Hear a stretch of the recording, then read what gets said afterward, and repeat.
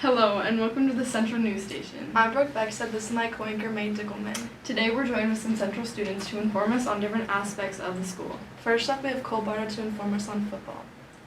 I'm covering Central football with a 15-season playoff drought. Let's talk to some of the returning players for next year. I first talked to All-State receiver Jack Simmers about his team goals for next year. Have an over 500 record, make it to playoffs again, and we'll see what we can do from there. I then talked to big-time playmaking receiver Leo Strandell about how important the weight room is. It's the most important thing. We're probably a very undersized team next year, so the weight room is going to be extremely important for us. I then talked to a team leader, a safety, Tyler Whalen, about what they need to improve on for next year. We're going to lose a lot of seniors, so we're going to have to improve on our leadership role, especially through us juniors. So I think leadership is through players level will be a thing we're going to need to improve on. Lastly, I talked to D-end and wide receiver, a two-way star, Trey Kuntz, about what he has to say for people not playing football. Why not play? Just come out and play. It's just all fun, really. Watch out for those Central football boys next year. Back to you, Brooke and May. Now we have Dallas Gibbs on the topic of Cole Barta.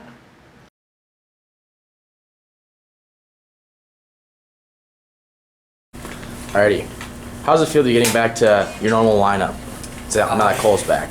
It's pretty good. He's a good leader, good asset to the team, and his hard work down low just adds to our game overall. And what would you say is Cole's biggest asset to the team? He really gets the boys going together, really gets that chemistry, feeling good. Yeah. How does it feel to be getting back to the normal OG team?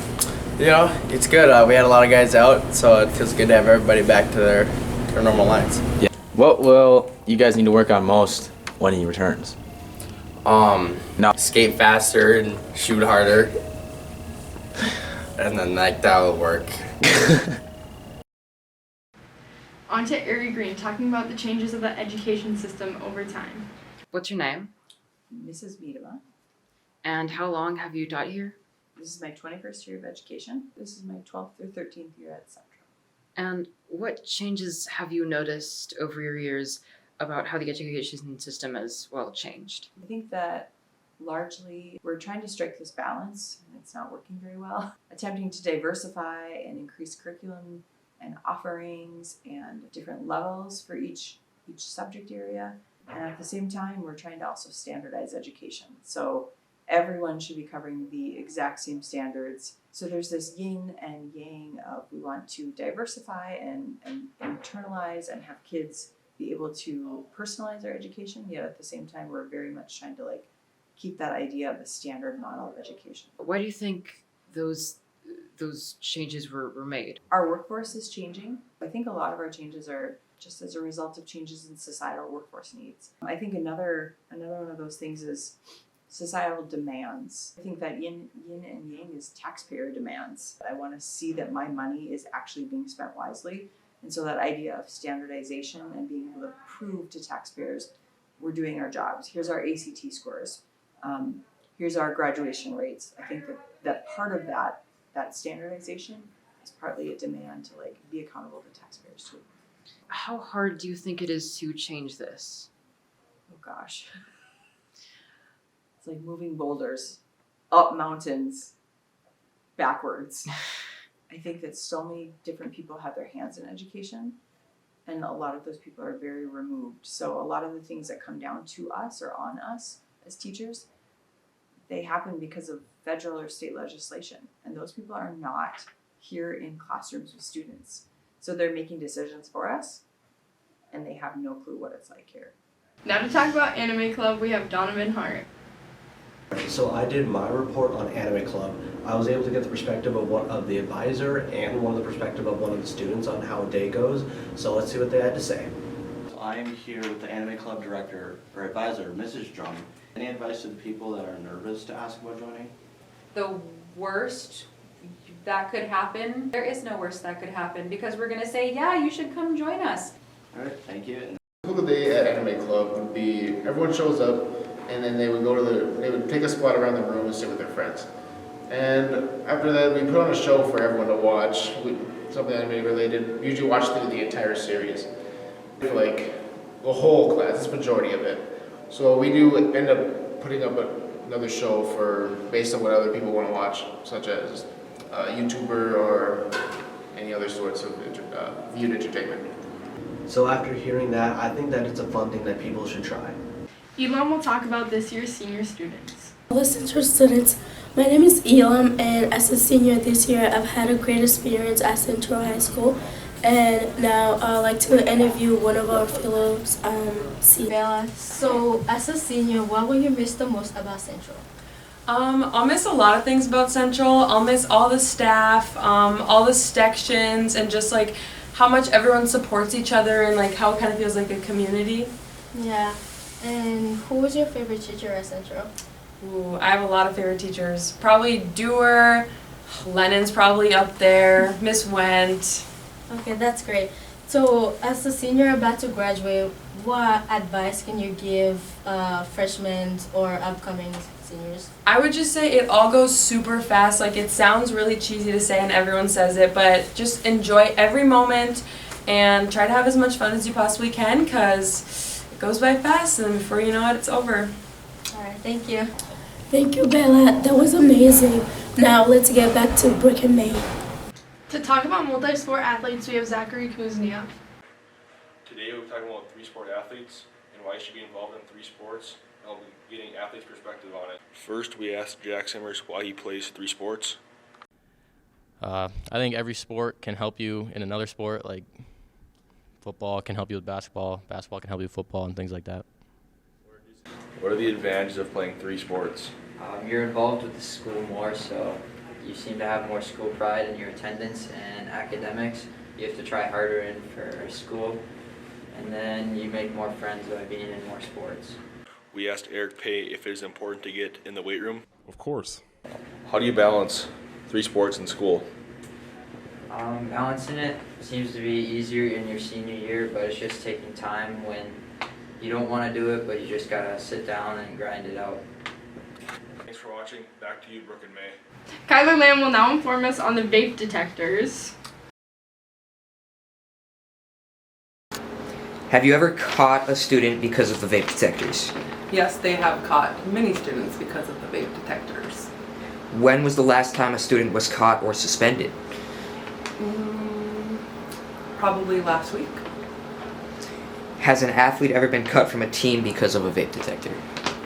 They don't get cut. They follow the North Dakota High School Athletics guidelines, and they are suspended for the 6 weeks, meaning they can't represent Central publicly in uniform for 6 weeks. When were the detectors first installed? Last year. And how often do the detectors go off? Depends how often the kids decide to make poor choices. The boys tennis team will be covered by Dylan Wilmot.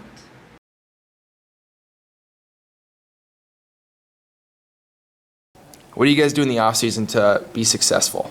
So one of the things we do is just a couple times a week, usually like Monday, Wednesdays, we do just summer drills. How do you prepare athletes for individual matches? I think the big part of it is just keeping kids loose. Like, you want people to be focused, but you also don't want them to be too nervous. And that's just a normal part of matches. So you kind of just focus on what they can control. What are your favorite memories? Favorite memories? Every practice, really. Just a blast, and then just messing around in matches. What are your opinions on Fuka? He's a great tennis player. Really challenges you at practice. You guys have a chance to do it again? Yes, I think we do. We didn't lose anyone last year in our top 6 or 8 or whatever it was, so I think we got a good chance this year.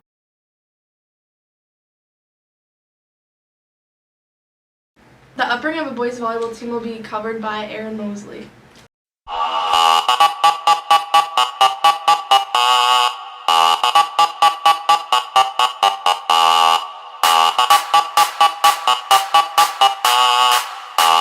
So, how do you feel about the possibility of boys volleyball starting? So, let me tell you, boys volleyball has been on my radar since I was the head coach here at Central. So I coached here at Central for about 5 years as the head coach, and many years before that as an assistant coach. And I there's a want for it. This isn't the first time someone has been interested in boys volleyball. We have a lot of boys that have been interested in the past, and it would be pretty exciting to do. How The informant on IT classes at Central will be presented to you by Malachi Sherwood. I'm here with Mr. Bootcup today. I have a few questions about his classes here at Central, so let's get started. Why did you start teaching? My wife is a teacher, and the schedules would line up pretty well if we both became teachers. I also found that I really enjoyed teaching others about technology and having them learn how to use it. What classes and clubs do you offer here at Central? Specifically for me? Yeah. So I teach programming, networking, cybersecurity, IT, hardware and software, robotics, intro to computing essentials, and I also offer a robotics club after school. Okay, thank you, Mr. Bootcup, for your time, and that's it. Great, thank you. We now have Joseph Springer to inform us about the chess club. Come on in and let's take a look at Chess Club.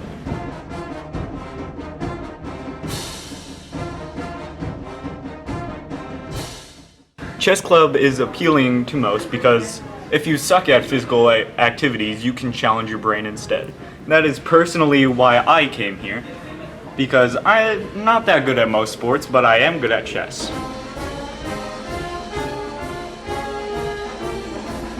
I'm Hanson Du, and I am a junior. What events do the chess club hold? We meet on Mondays and Fridays every week, and we just go in Dallas Tiger's room 222, and play chess. What is appealing about the club? We get to play chess in the club, and we also get to talk to each other, socialize, and have fun. Why is the club important to you? For me, I really like chess because you get to meet so many new people, you get to meet people who share an interest with you, and you can make friends, and that's something that this chess club, I think, really has been able to do well. And why should people join this club? Because you get to play chess, you get to have fun, and especially if you bring your friends, you can just trash talk each other.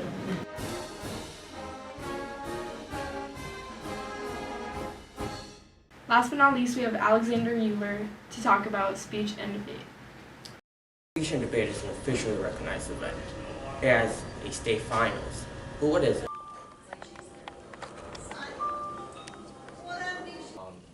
Speech and debate coach Ms. Bolson. So, what is speech and debate? Debate is the art of argument. Can people take an issue and see both sides of it? Can you argue for why that would be a good thing and argue for why that would be a bad thing? Okay. So, the art of argument. And speech is literally all about your speaking. Can you communicate clearly and eloquently with a purpose, whether it's to entertain or to inform, and use your voice to add to that meaning? Yeah. And if someone wanted to join speech and debate, how could they? They really just need to come and talk to me here in room 78. Thank you. Welcome. Very interesting. If you want to join, go speak to Ms. Bolson. Thank you all for watching and have a great week.